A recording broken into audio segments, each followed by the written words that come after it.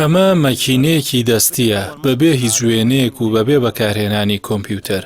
یەکەم قورئانە بەدەست و بەم شێوەیە دەنووسرێتەوە.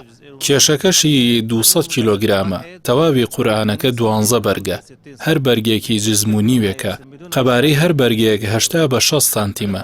ئەمە هونەرێکی نوێ. نووسینی قورئان بەم شێوەیە یەکەم نوسخەیە لە جیهاندا. لەلایەن لیژنەیەکەوە بۆ ماوەی 2 ساڵ بە 4 جار پێداچوونەوەی پێدا کراوە. نوسخە تەواوەتیەکە ئێستا لە تورکیایە. ئەمە تەنها جزمێکە هێناومانە بۆ پێشانگای نێودەوڵەتی کتێب لە سلێمانی و نمایشمان کردووە. هذا المصحف في العالم خط لمرة واحدة بالخيط والإبرة. لەسەر ئاستی جیهان ئەمە یەکەم جارە قورئان بە پەت و دەرزی بنووسرێتەوە. ئەمە بەشێکە لە تەواوی قورئانەکە. جزمی 15ە. سوورەتی کەهف و ئیسرایە. هەرچی تەواوی قورئانە پیرۆزەکەیە بە 12 ساڵ نووسراوەتەوە.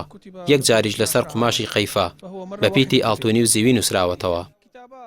أيضا نكتب هذه الكتابات أحرف أسطر كتابات يعني إن شاء الله.